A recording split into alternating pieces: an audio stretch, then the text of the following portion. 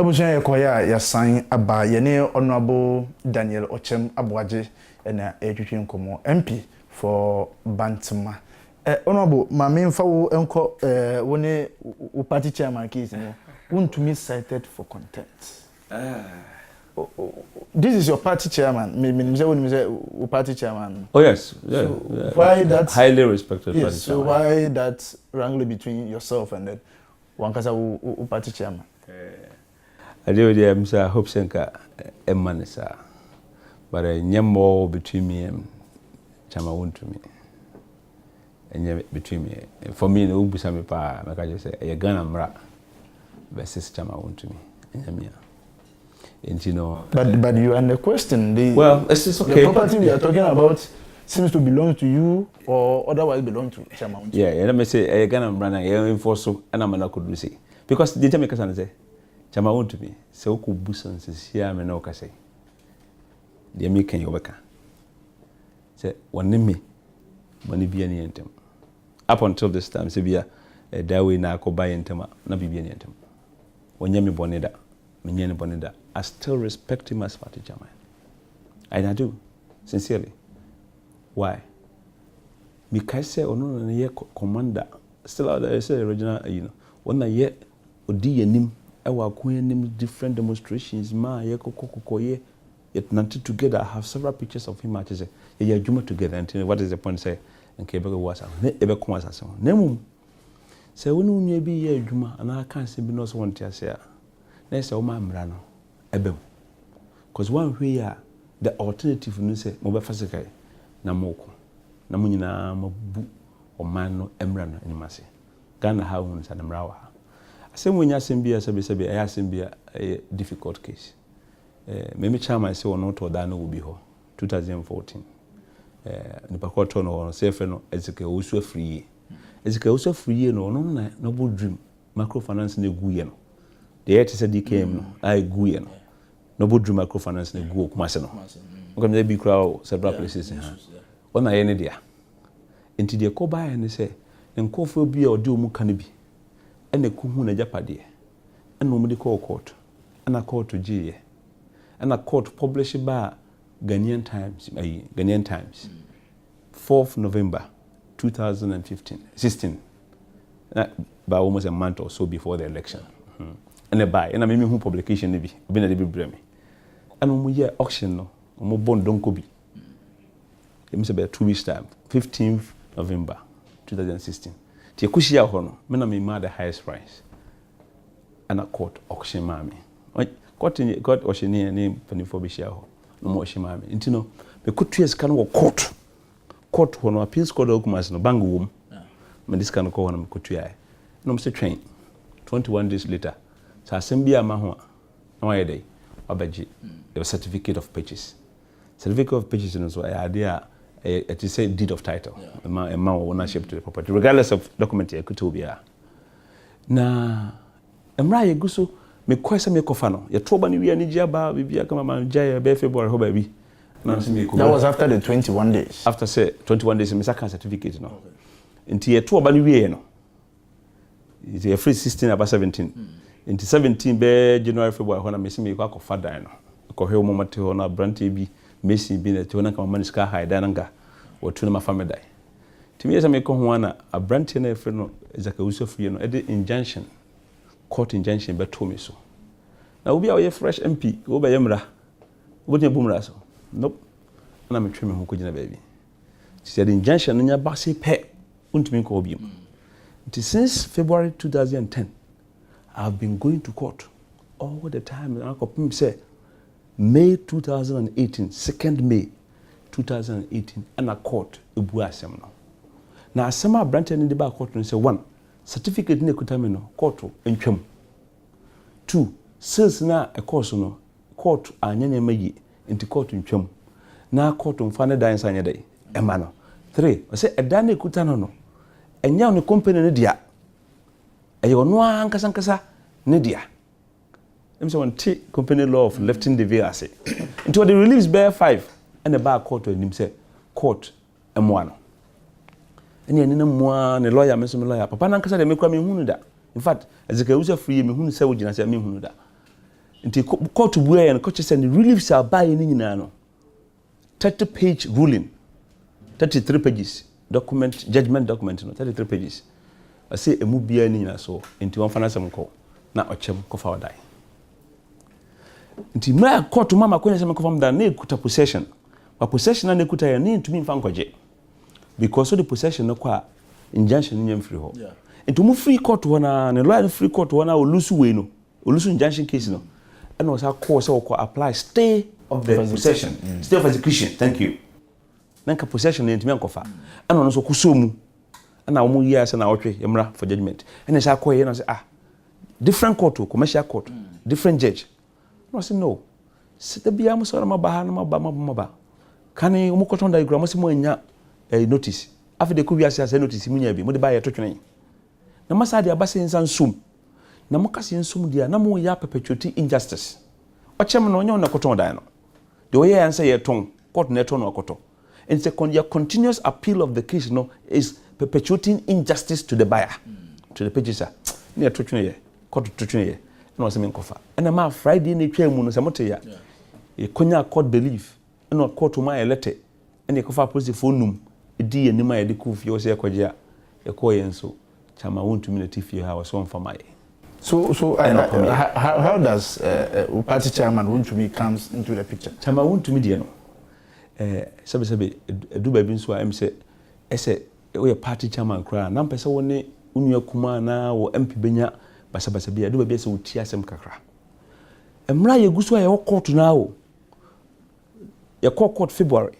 10 months later, somewhere around November 15th, ho ba bi. Ana me say obi penti dai no. But area want ya me twem ho dan me ntimi nkonche ho but me twem so obi penti die no ana me kofa me certificate of purchase na me call police say obi penti me die me wo court am ye ho adwuma obi penti me nim je nipa kra o penti die no monko ho o mo ko no mo ko che nkra no de baya say ye hwan a o mo se Chairman Wontumi na so penti at once wa police station one my friend Chairman Wontumi Mr. Chairman matisa wo penti die bi wa na mato aye me dia na abeya nkajai ekeka kasa say won so koto ba bi de ben de Mr. Chairman and nka beya for the sake of your party no ndi no nka ye dai ye nhia na nka ye nkasa se na ne be hia se chana be hia is a story timi hu sa won tie mi no enne china hia me ha hia me nkran hia me kuma se won tie mi no ana me koka kire party mpanimfo wa Ashanti regional minister Dr. Makutufo chairman FFanto ana regional commander of police koka kire regional commander of BNI ani KMA asasi be munsu asasi be atwi me koka kire asem no obi anso meka bia no most of them na me documents na dey with them certificate na kire no hoping that ombetumi afre aka still are no delay ana me throw an urgent letter to the chief of staff to me throw urgent letter and I say what it at that point na say me could take action na me project me property nti maame a ono donoma na okache me wachem misro enkoya de bia o mfama tweme nko na enkoya de bia o ma nfa basa bia nya dey emba sempanimfo no say because police commander kache me court sempanimfo no say court dia ntoboasie na court na me say ma menua no de wa wosije da no kra mempe baby o high so de dade na eye na o de ye ayi friend say o de nua na eye e da no kra o ba ye no a si boys quarters bisi nchen ye about 3 bedroom obubu atogu enti de wa wosije da no mempe but why obatai chief of staff why obatai nyina e ma me free ma na o se nya hwe na me se me mpese kina bi kura no be yese bia me sika no ono sika bia ko hye me fie mu ntimi ntua ma no me mpene sa na o se nya so de ko hye ma ani ono na aboka ene ne me tie me ma me ase anche ana chairman FFanto so frame na o se asem no nye party issues a personal and legal issue into chem ko court na ma me nso me de Chairman Wontumi e ko court enti asem na ye di no de ye di ni de ye between ni Ezekiel na me am asem no de ye ntimi kan wasem because that's what court aha enti de mu hu ni nyina no enya me ne court na enya e ye court na akire se Chairman Wontumi se wo so to da no wo Ezekiel ho a Ezekiel no da na nya ne dia oni nyina so de kuta do ochem bia no ye papa enti for ochem da ye dey ema no ndi Chairman Wontumi ya na sem kwa de ma ho ana ebi nso bu se question se na nya bia Chairman Wontumi also to da yi according to judgment no also to da yi 2014 dia Emra na ye ocean no. November 2016 now way. A published by 2. Emra court to this a day. What the paper a quarter tada no say beton no. Now way. So claim say we be kwatena ho. Now way. 3. Ohwe judgment ni mu a. Emra nipa mienu bam. Ezekeusu afriye ebe claim say ene de be pa court a chew. 2016 somewhere July. Sec court nka court of funding the man dan nye the company ne dia. E dan ne dia.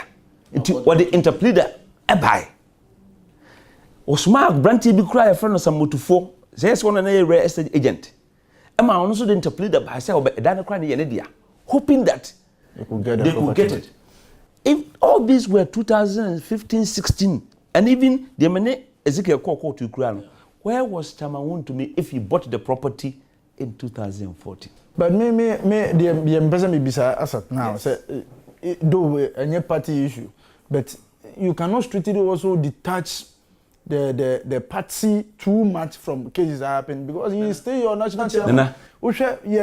President see in between Chairman Wontumi and Kolinso Oswamankwa, Chairman Wontumi and then the former MP for Kojo Bahajiman. To the extent that some allegations were leveled, say he needed to pay some money and then Wontumi and PS can don't you think that this your action between yourself and Wontumi about me lead you into losing primaries coming? I same way I question now. So what kind loss of primaries?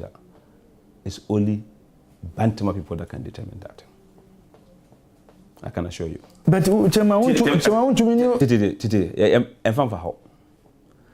first and foremost, Sebekra onye se ka Chairman Wontumi kura nkonye original chairman. And nkoye honorary member krampa.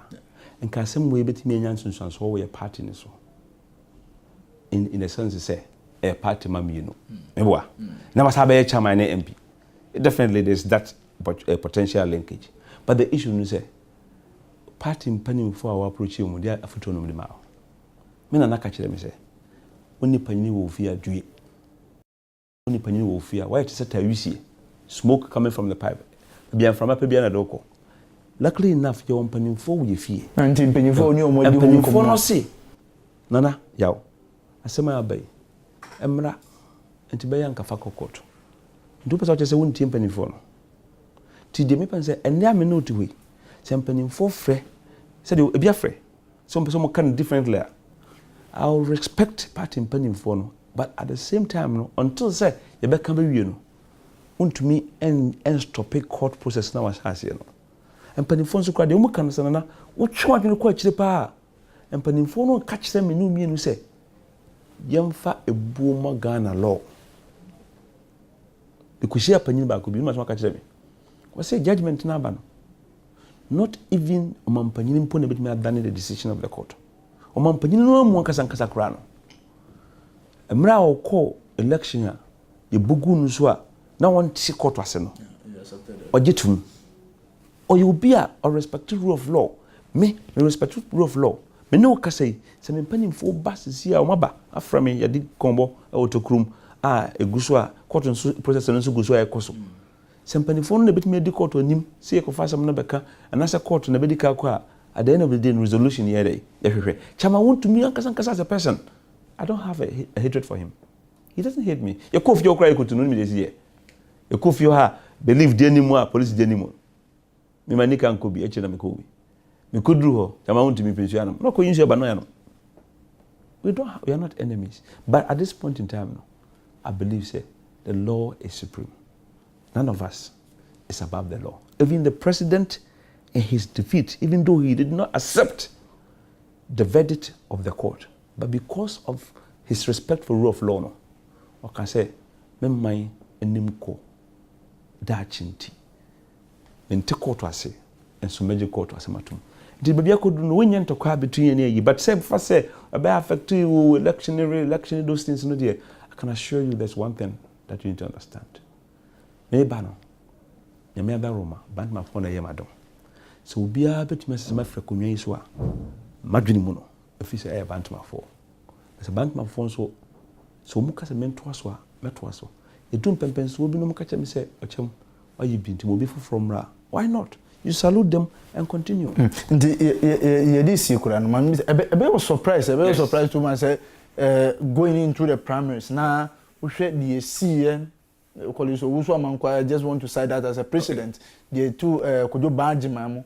If you end up encountering all these things, will you also associate it to the fact that because of these issues in No, you can encounter some of these challenges. I mean, whoever, but we are strategists. You start strategizing around it. What kind of what kind of friend is a union? Could you badge my when they mention any much about it? But what kind of what happened? But I'm just telling you, he was able to go through, but could you was unable to go through? What I'm saying is, in his case, maybe I'm just telling the one that I'm familiar with. Okay, and by the way, why pana see me what here? Behum say, and quite have many pana time the crack or some abana sen to palm or grow ambitious. Let's leave that to time. Nihui DBC, Chairman Wontumi, personally, I don't have issues against him. He's still my regional chairman, and I respect him. I wish that certain things, Zambia or her, and Kibia or Kaya Names, Meka, and then Kibia and Kia, they were unnecessary. But to the extent that this is concerned, I sincerely believe it's an opportunity for us to respect the law.